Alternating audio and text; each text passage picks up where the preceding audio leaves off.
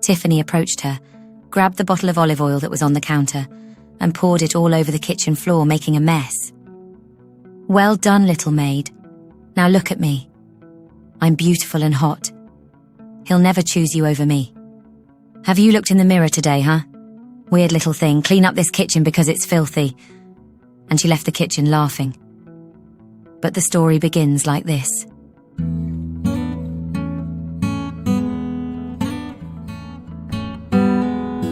She still remembers that day as if it were yesterday. The sun was setting over the skyscrapers of New York City as she prepared for another long night at the diner. Her name is Tina, and her life has never been easy. Since she was little, she always had to work hard to support her alcoholic mother and keep the bills paid. The north side of New York City wasn't an easy place to grow up, but she never gave up. Then she received an unexpected call from her friend Clara. Clara offered her a job as a helper in a mansion. What Clara didn't tell her was that the mansion belonged to John Smith, the famous romantic singer who had been Tina's idol since her teenage years, her platonic love. She adored his sweet, raspy voice and his compositions, and she spent her days always listening to John Smith's playlist. It had been a while since he had released anything new, ever since his children were born, but Tina always followed his life on the internet. She could hardly believe it. It seemed like madness, magic. She was going to work for John, her Prince Charming. When she arrived at the mansion, she was impressed by the grandeur of the place. The first person she met was Tiffany, John's wife. Tiffany was everything she appeared to be on television, beautiful with an angelic face. But right from their first meeting, Tina noticed that she looked at her with arrogance and aloofness. Tiffany informed her that the rest of the family would arrive in 3 days, as they were away on a publicity trip to some island in the Bahamas. So, for those initial days, the house was quiet, with just her and the maid staying there. On the 4th day, while she was helping to prepare lunch, she heard a scream coming from the garage. She ran down the hallway and found 2 boys, Petter and Henry, fighting over a toy.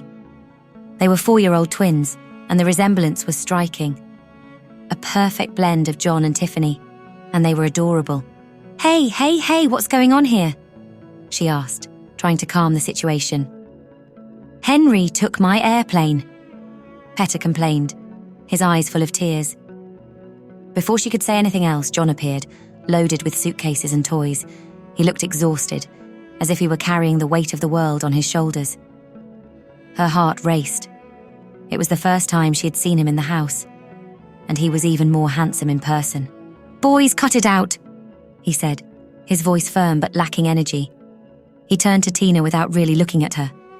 "They're a handful." He walked out, mumbling under his breath. "Don't worry," she replied, trying to sound confident. "I'm here to help." This is not how I always imagined meeting John, Tina thought as she picked up Henry and headed to the kitchen. In the following days, her routine at the mansion began to stabilize. She spent most of her time in the kitchen or helping the nanny with the children. John, on the other hand, always seemed distant, lost in his own world. Sometimes she saw him in the studio, composing or simply staring into space. Tiffany, on the other hand, was never home. She was busy filming a TV series, and in her free time, she went on trips, attended parties, and went clubbing. The children missed both their father and their mother. It was evident to Tina how this affected them, and soon enough they became very attached to her. One night, while putting Henry to bed, she started singing a lullaby her mother used to sing to her. She thought she was alone, but when she looked at the door, she saw John standing there watching. His eyes were filled with a sadness she didn't fully understand. "You have a beautiful voice," he said softly. "Thank you," she replied, surprised by the compliment. "It's just a lullaby my mum used to sing." He was silent for a moment, then gave a small smile. "You've brought some peace to this house, Tina. The kids' nanny was about to lose her mind with those 2 little troublemakers. Thank you for that." She didn't know what to say, so she simply smiled. The next morning, Tina was in the kitchen, cleaning up the breakfast dishes. Tiffany walked in, elegant as always, fully made up. "Tina, right? I hope you can cook more than just basic dishes," she said, rolling her eyes as she ran her perfectly manicured nails across the kitchen counter. Yes, ma'am, I know some Italian dishes, but I'm ready to learn and do my best, Tina replied, trying to keep her voice steady. We'll see. The last one didn't last even a month, Tiffany said coldly before leaving the kitchen. As she went to help the nanny bathe the children, she heard raised voices coming from the bedroom. John and Tiffany were arguing again. She couldn't help but overhear part of the conversation as she passed the slightly open door. I'm not cancelling my trip because of a cold, John, Tiffany exclaimed.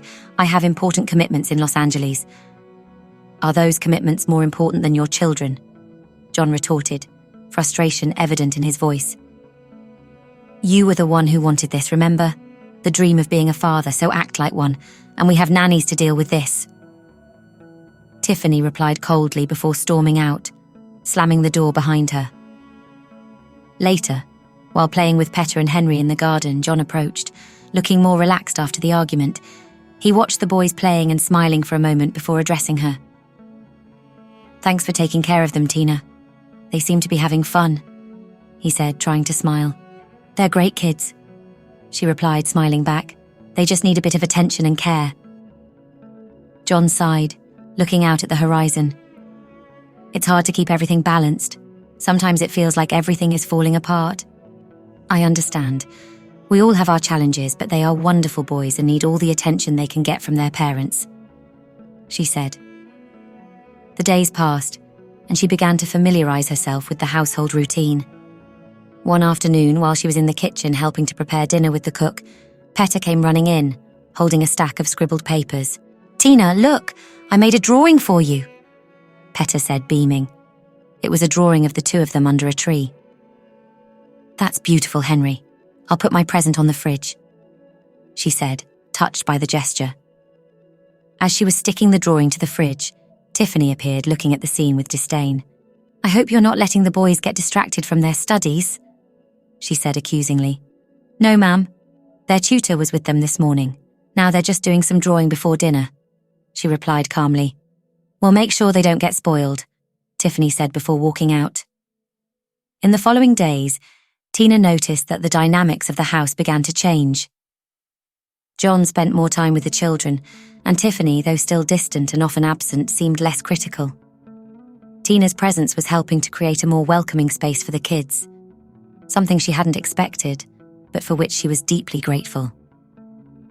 One night, while reading a bedtime story to Petter and Henry, John entered the room. He sat down in the armchair next to the bed, and for the first time looked relaxed. You have a special talent with children, Tina, he said softly. She smiled, feeling warmth in her heart. I love children. I've always wanted to be a teacher, and they are wonderful kids. John was silent for a moment, looking at his sleeping sons. Sometimes it's hard to remember that amid all the chaos of crying and fights. That night, as she prepared for bed, she reflected on the unexpected path her life had taken since she entered that mansion. She didn't know what the future held, but she was beginning to believe it could be something good. As the days passed, her bond with Petter and Henry only grew stronger.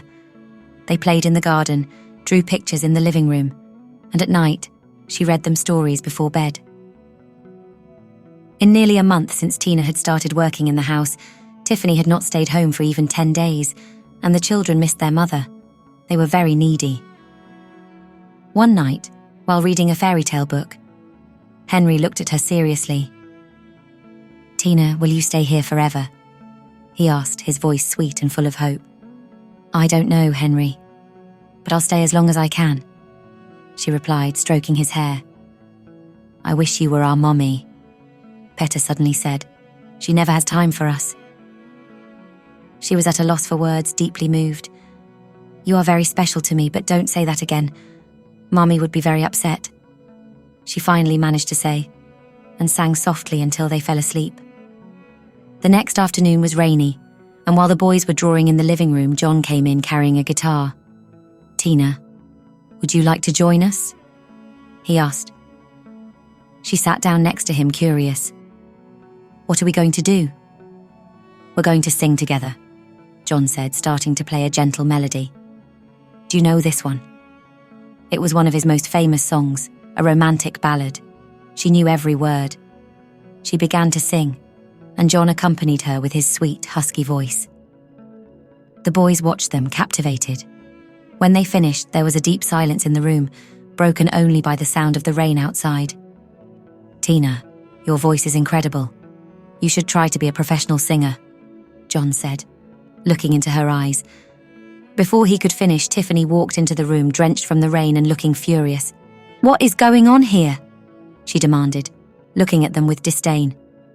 The children ran to hug their mother, who said, "Don't come near me, I'm all wet." John sighed, visibly frustrated. "Nothing," he said, exasperated. "Just singing a song with the boys."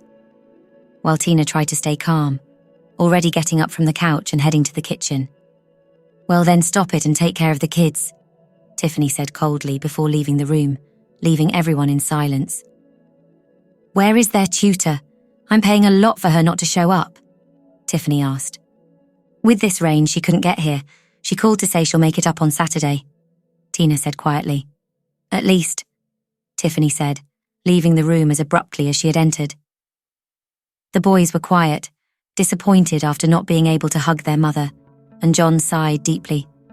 "Sorry about that," he said, looking at Tina with an apologetic expression. "It's all right," she replied softly. "Come on, boys, let's go to the playroom," John called, trying to cheer them up.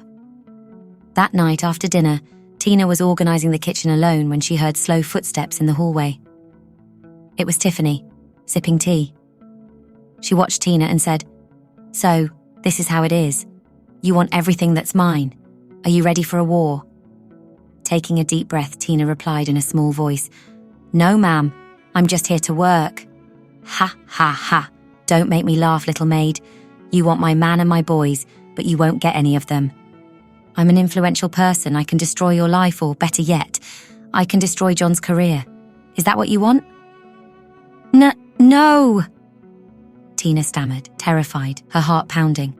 Imagine the headline: "Famous actress catches husband with the maid." At least it would get a lot of likes. Tiffany approached her, picked up the bottle of olive oil that was on the counter, and poured it onto the kitchen floor, making a mess. "Very good, little maid. Now look at me. I'm beautiful and sexy. He'll never leave me for you. Have you looked in the mirror today, huh? Strange little thing. Clean this kitchen because it's filthy." She left the kitchen laughing. Tina stood there, taking deep breaths, her eyes filled with tears. Now she could truly see what Tiffany was like. She seemed like an angel in magazine photos and commercials, but inside, she was rotten. Tina cleaned the kitchen, calming herself down, thinking she needed to tell John that they needed to stay away from each other. She didn't want to ruin his life. It would be easy for him. They were just friends, and he would never look at her in any other way. Tiffany went back to Los Angeles to continue filming the series, and John had to do a show in another city, staying away from home for 3 days. This was the time Tina needed to organise her thoughts and decide to keep her distance from John.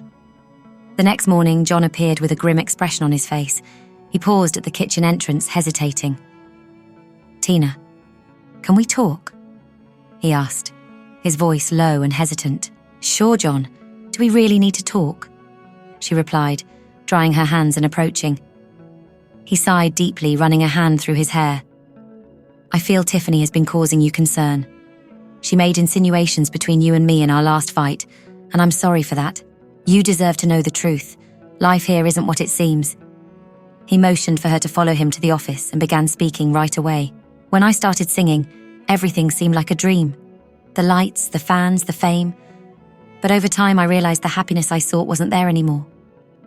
I met Tiffany, and those first months I was the happiest man. A career that was thriving, and a beautiful girlfriend everyone loved seeing us together. We were on magazine covers and TV and radio interviews. Soon she became pregnant with the boys, and we decided to get married." He paced in circles around the office, and Tina chose not to interrupt.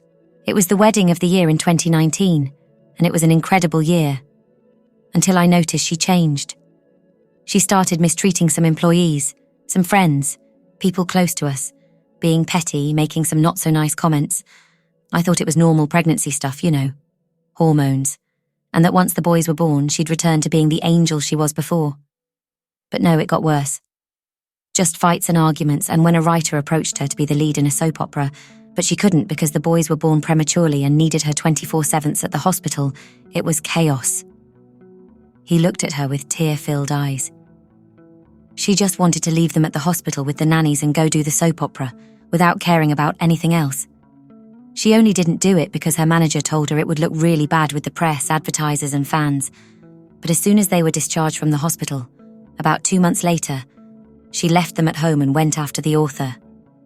He admitted, the pain evident in his gaze. Tina remained silent, feeling his pain. "John, I didn't realize how difficult it was for you," she said gently. "I tried to do everything right, to turn this house into a safe and loving home for them. But it seems like nothing is enough, and I failed at everything. That's when I turned to drugs and alcohol. I have serious problems with this, and now, with you here, things are different. You brought light to this house, Tina. Henry and Petter are happier, calmer. What worries me, Tina, is what Tiffany might do because she is unbalanced and only thinks about herself." "I'm scared too, John," she admitted, "but I'm here to help in any way I can." He smiled sadly. "Thank you, Tina. Your support means a lot to me." She nodded, determined to do her best to support John and the boys, despite the difficulties they would face. "John, it must be hard to live like this," Tina said, feeling a tightness in her heart. "It's more than hard. I lost myself in the middle of all this. That's when I started using drugs. At first it was just a way to escape the pressure, but it soon became an addiction." John continued, his voice trembling slightly. Tina placed her hand on his shoulder, offering some comfort. He looked at her, his eyes filled with gratitude. "You don't understand, Tina. Seeing you with the boys, hearing you sing, it reminds me of what really matters. You're not alone in this, John. I'm here to help however I can." Later that night, as Tina put the boys to bed, John entered the room, looking calmer. He sat on the edge of Henry's bed, watching his son fall asleep. "Tina, can I ask you something?" he said, not taking his eyes off the boy. "Of course," she replied, sitting next to him. "How do you manage to be so strong? To go through everything you've been through and still find space to take care of others?" She smiled, reflecting on all the hardships she had faced in life. "I think when you don't have any other option, you just have to keep moving forward. Hold your head up and take it one step at a time, always forward." John looked at Tina, his expression a mix of admiration and sadness. "Thank you for being here, Tina." Those words stayed with her throughout the night, as she pondered the complexity of John's life and the truth behind the bright facade of fame. She realized that despite all the challenges, there was a path to hope and redemption, and she was willing to help John find it, even if it meant waging a battle for it. 2 days later, rain pounded against the windows, creating a constant and almost hypnotic sound. Tina was in the kitchen, washing the dinner dishes. John had gone out with friends and Tiffany had been away from home for a week when she heard a muffled sound coming from upstairs. A faint moan, followed by crying. She dropped everything and rushed to the children's room. Henry lay pale and struggling to breathe. Petter beside him looked at his brother with wide, fearful eyes. "Henry, what happened?" Tina asked, worried. "He hasn't been feeling well since dinner time," Petter replied, his voice trembling. Tina hurried to call John. John, come quickly, Henry is moaning in pain," she called urgently, her voice filled with concern. John appeared quickly, his worry evident on his face as he saw Henry's condition. "My God, Henry, what's happening?" he said, picking up his son in his arms. "We need to get him to the hospital," Tina said, trying to stay calm. They rushed out, braving the heavy rain as they took Henry to the nearest hospital. The next hours were a blur of tests and anxious waiting. Finally, the doctor appeared with a serious yet hopeful expression. "He's stable now," the doctor said. "It was a severe respiratory crisis along with the onset of pneumonia, but we've managed to stabilize him. We'll keep him under observation tonight." John and Tina sighed with relief and embraced in happiness, though still concerned. While Henry rested, John turned to Tina. "I don't know what I would do without you here, Tina," he said, looking into her eyes. "I'll always be here to help, John," Tina replied, holding his hand firmly. "We'll get through this together." In that moment, facing this storm of fear and anxiety, Tina felt she was exactly where she needed to be, ready to tackle any challenge that lay ahead. "Tina, I don't know how to thank you for everything you've done," John said, coming closer to her. "You're a true blessing to this family." "No need to thank me, John. I'm here to help," she replied, offering a comforting smile. Petter looked at Tina and then at his father. "Daddy, are you going to stay home more now?" he asked, his voice filled with hope. John sighed, kneeling beside his son. "Yes, Petter. I'll do my best to be more present, I promise." The doctor entered the room, interrupting their conversation. "Henry is doing well. He can be discharged now." "Thank you, doctor," John said, shaking the doctor's hand. While everyone was focused on Henry, I heard a familiar voice in the hallway. It was Tiffany, speaking loudly on the phone. "I can't believe I have to come back because of this. This is ridiculous." She walked into the room, not even hanging up the phone. "What's going on here?" she asked, looking disdainfully at all of us. "Henry had a respiratory crisis. He's stable now, just got discharged," John explained, trying to stay calm. "That's great, you didn't even need to call me. I crossed the country for this," Tiffany said, rolling her eyes. "I have important commitments, you know.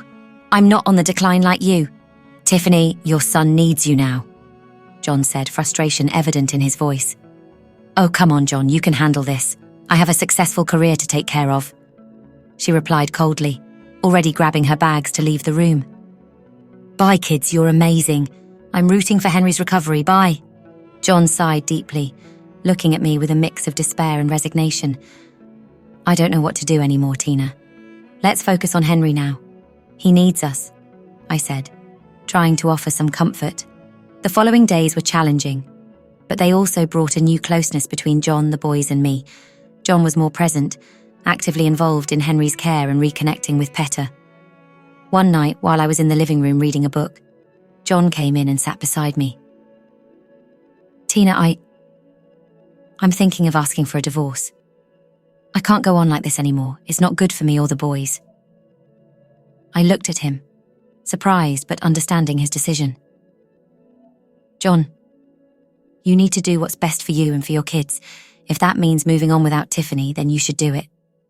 He nodded, determination growing in his eyes. "You really saved this family, Tina." And looking into Tina's eyes, he leaned in closer until their lips touched for the first time. It was an explosion of feelings. Tina felt her body tremble and butterflies in her stomach. She knew she was lost forever, as her childhood dream was coming true. That night, as she reflected on everything that had happened, she realized she was exactly where she needed to be. Not just as a helper, but as someone who could make a difference in those boys' lives and somehow help John find his way back to happiness. Life finally seemed to be taking a positive turn, despite the uncertainties and challenges still to come. John was determined to change his life, and she was determined to support him every step of the way. That week, John began his treatment at the rehabilitation center. Tina continued caring for the boys, keeping their routine as normal as possible. And at night, John and Tina always found time to get to know each other better and be together hidden, because the boys still don't know that the relationship has changed. The treatment for his addictions was tough. He felt pain throughout his body, some days with a fever. And one afternoon, as we were in the backyard, Petter looked at me with his curious eyes. "Tina, Dad is going to be okay, right?" "Yes, Petter. He's trying really hard to get better, and we're here to help him," I replied, hugging him. Henry, always so wise for his age. "And you, Tina, you'll always be here with us, right?" "I'll try, Henry, always," I said, smiling at both of them. John and I grew closer during this time. We shared our hopes and fears, finding comfort in each other. On one of those nights, after the kids had gone to bed, he took my hand and said, "Tina, you're the reason I'm still standing." Over time, life began to stabilize. John completed his treatment. He was stronger and more determined than ever. He started dedicating more time to the boys, actively participating in their lives. Our days were filled with laughter, music, and precious moments together. Henry and Petter flourished with the attention and love they received. John and I continued to nurture our relationship, building a solid foundation of trust and love. A few days later, John finally had the conversation with Tiffany. She was in the room with a look of disdain. "John, is this what you want now?" she asked, pointing and glaring at me with disgust. "We need to talk, Tiffany. "I can't do this anymore," he said firmly. She laughed, a bitter, cold laugh. "You think you can just leave me, especially for her. And the boys, I'm not letting you take them. I will fight for them, Tiffany. And I will fight to stay away from this hell, away from you. And don't speak about Tina like that, she's 1,000 times better than you," he replied, his voice filled with determination. "You'll regret this, John. If you think your life is hell now, it's going to get much worse," she threatened, getting up and leaving the room with heavy steps. The news of John and Tiffany's separation spread quickly through the media. Paparazzi and reporters were constantly lurking, trying to capture any details of the situation. But amidst the chaos, John remained steadfast. He knew he was doing what was best for his children and himself. Later that evening, Tiffany called all the newspapers and TV stations for a press conference. She appeared with bruises on her arms, neck and face and said, "It's been very difficult. I was at home and John showed up drunk and high and he hit me." She started crying. "I'm going to the police station now. I won't leave my beloved children with a drug addict." Flashbulbs went off as she showed her bruises. "And I found out he's cheating on me with a maid, believe me. He's a monster." The day after Tiffany's press conference, tabloids were filled with sensational headlines accusing John of domestic violence and infidelity. The media pressure was overwhelming, and the situation seemed increasingly desperate. "John, I know it seems impossible right now, but we'll find a way to prove your innocence," I said, trying to comfort him. With the lawyer, we began gathering all possible evidence. We requested security camera footage from the house, which showed John at home with me and the children on the night Tiffany claimed to have been assaulted. We also sought testimonies from close friends and co-workers who could attest to John's character and recent behaviour. The tension escalated every day. But John remained steadfast, determined to clear his name and protect his children. "I won't let her destroy my life and the lives of the boys," he said, his voice filled with determination. The following week, while the boys were at school and John and I were at home, we received an unexpected visitor. It was a social worker, sent to investigate Tiffany's allegations. "Mr. John, I need to speak with you and Miss Tina about the accusations made against you," said the social worker with a serious look. We received the social worker calmly, presenting all the evidence we had gathered. The security camera recordings were clear. John was at home on the night of the alleged assault, with no signs of violent behaviour. Additionally, we showed text messages and emails exchanged with Tiffany, revealing her threats and manipulations. After the visit, the social worker seemed more understanding. I will include all this information in my report. The following days were filled with meetings with the lawyer, gathering more evidence, and trying to maintain a normal routine for the boys. Amidst all the turbulence, our bond as a family only grew stronger. John and I were more united than ever, determined to face any adversity together. Finally, the day of the court hearing arrived. Tiffany appeared with her lawyer, maintaining the same arrogant posture. We sat on the other side of the room, hoping for justice to prevail. The judge examined all the evidence presented, including the security camera footage and testimonies from friends and colleagues. The forensic test done on Tiffany's injuries proved that she had caused them herself. Scratches made by her own nails and bruises on her neck and arms from her own hand. John's lawyer did an excellent job dismantling Tiffany's allegations and showing her pattern of manipulative and abusive behaviour. At the end of the hearing, the judge delivered his verdict. Based on the evidence presented, I conclude that Tiffany's allegations are unfounded and that Mr. John is innocent of the charges of domestic violence. Furthermore, given Mrs. Tiffany's unstable and manipulative behaviour, I grant temporary custody of the children to Mr. John. The room erupted in murmurs, but all I felt was immense relief. John hugged me, tears of gratitude streaming down his face. "We did it, Tina. We did it." We left the courtroom with a sense of victory, knowing the road ahead would still be tough, but that we were stronger than ever. And so, under the clear sky of that day, we began to envision a brighter future filled with hope, ready to build a new life together. In the months that followed, John and Tina's lives flourished with happiness and stability that had long seemed unattainable. Their home, now truly a sanctuary, was filled with love, laughter, and new memories. One afternoon, John received a call from the hospital. Tiffany had been found unconscious in her apartment, overdosed on medication. She couldn't cope with the public backlash and the accusations. At the hospital, they found Tiffany in critical condition. Doctors said her chances of survival were minimal. John approached her bed. "Tiffany, why did you do this? Things could have been so different," John said, tears streaming down his face. Tiffany slowly opened her eyes, her voice weak and faltering. "John, I just wanted to be happy. I'm sorry for everything. Take care of the boys. Don't let them forget me. Tell them I love them so much," she murmured. "I promise.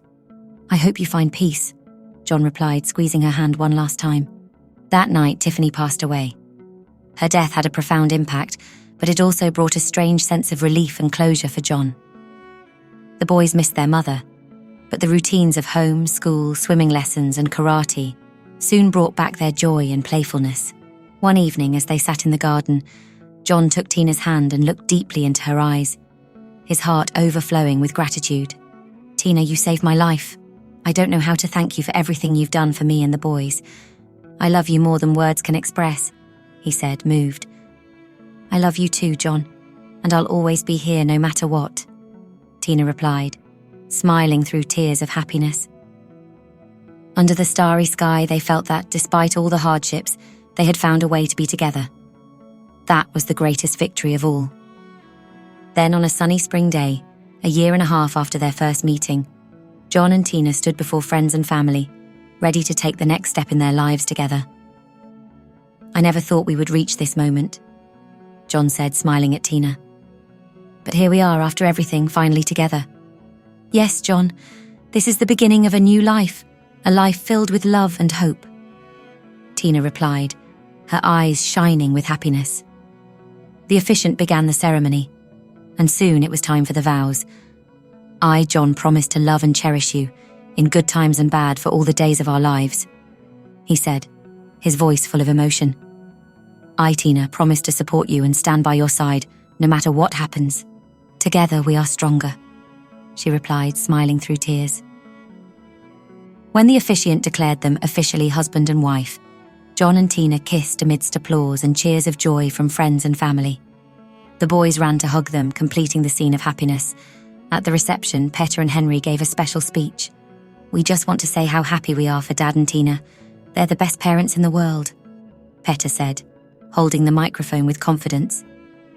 "And now, we have a new mummy and a daddy always close to us," added Henry, hugging John and Tina. "We deserve this, kids. We've been through so much, and now it's our turn for happily ever after," Tina replied with a radiant smile. The night continued with dancing, laughter, and celebrations. Under the stars, John and Tina danced slowly, savouring every moment. As they danced, the guests joined them, forming a circle of love and support around the couple. It was the beginning of a new journey, marked by a deep and true love that had overcome all adversities.